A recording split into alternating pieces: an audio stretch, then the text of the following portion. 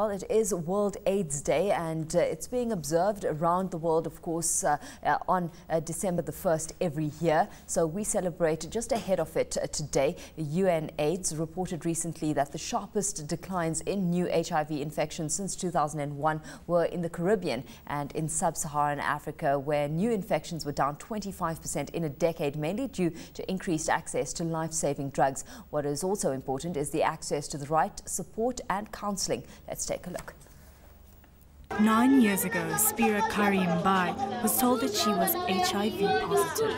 Mbai was only 20 years old at the time and had just given birth to her second child. Despite the news, Mbai chose not to become despondent and instead focused her attention on living positively. She joined a support group for other infected mothers at the main health centre in Dandora and began taking antiretrovirals. She would often have to hide the pills from her husband, who at first vehemently refused to accept her status or get tested himself. Mbai eventually became the team leader at her support group, Mothers to Mothers, due to her positive attitude.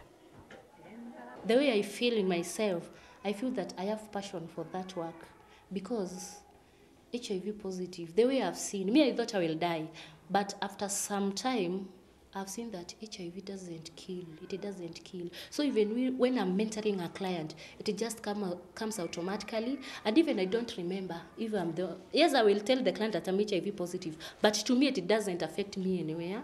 I'm just normal. I feel that I'm normal, positive living.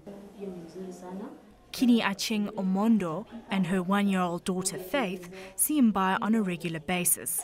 During their sessions, Omondi has a chance to speak confidentially to Mbai about any problem she's facing or ask questions related to her status.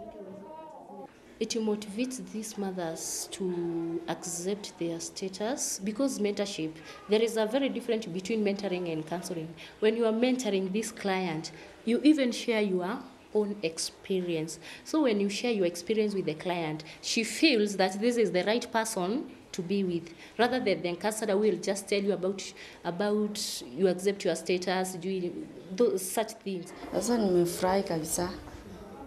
Now I am very happy because I can see my child is healthy, so that makes me happy.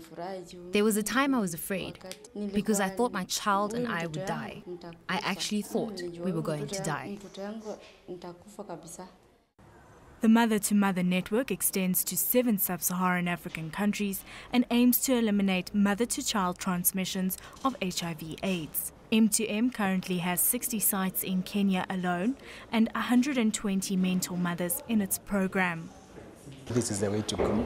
It's doing very well. Mothers are able to accept their status as early as possible. And of course, you know what happens when you accept of your status. You are able to adhere to treatment and even to attend to your clinic's appointments as scheduled.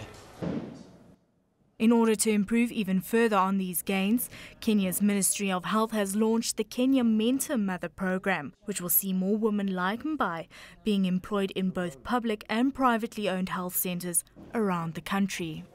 If we did nothing, we'll have about 40,000 children being infected with HIV every year if we did nothing.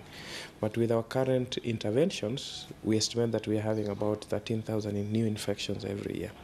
For us to achieve elimination, we have to get to below 5,000 infections per year, and that's our target by 2015.